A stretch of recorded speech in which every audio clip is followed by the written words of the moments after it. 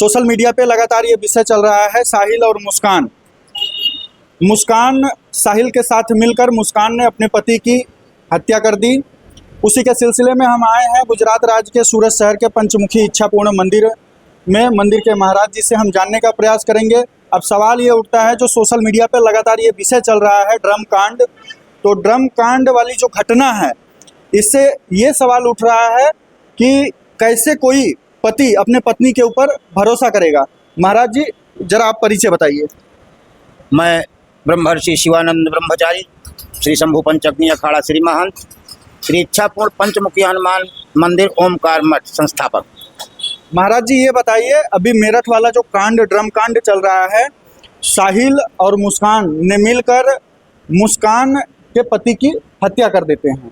अब इससे सवाल ये उठ रहा है, लोगों में दहशत का माहौल बना हुआ है कि कोई अपने पति के ऊपर कैसे भरोसा करेगा, कौन औरत बेवफा निकल जाए, कौन वफादार निकल जाए, कैसे कोई भरोसा करेगा।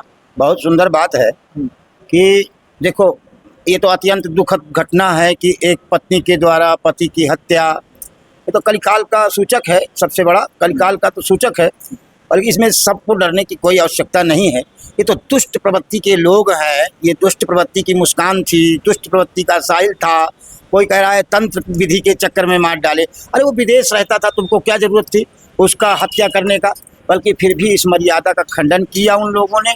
इसके लिए उनको एकदम भयंकर से भयंकर दंड देना अनिवार्य व्यवस्था है कानून की, क्योंकि आज की डेट में हमारा कानून इतना बाहुल्य है कि किसी की सुनता नहीं, किसी की चलेगी नहीं उसके सामने। इसलिए इनकी भी नहीं चलेगी, ज़्यादा चिंता का विषय नहीं है। इनको एकदम बड़ा से बड़ा दंड दे करके, और मैं तो कहता हूँ कि इनको मृत्यु दंड दे दिया जाए। जो अपने कर्तव्य का पालन नहीं कर सकता, चलो तुमने क्या किया क्या नहीं किया, अपना अपना कर्तव्य तो करो। अब कर्तव्य ना करके तुमने उसको समाप्त ही कर डाला, और तब तो तुमको भोग ही होना चाहिए। जैसे कि बाहर के देशों में कानून है कि मृत्यु का मतलब मृत्यु, हाथ काट दिए जाए इनके दोनों के, ताकि ऐसा कोई अगला व्यक्ति कार्य ना कर सके, या फिर करता है जो। ये संसार है, ये तो सदा से चला आया है। ऐसा नहीं है कि कोई आज नई बात है, ये नई बात नहीं है, ये तो चलता रहा है, सदा रहा है और सदा चलता रहेगा।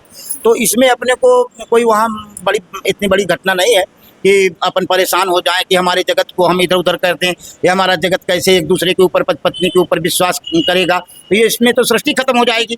ये तो इसका मतलब तो समझो कि विनाश आ रहा है, बहुत जल्दी विनाश हो जाएगा। अगर हम एक ही बिंदु पे काम करते हैं तो विनाश हो जाएगा।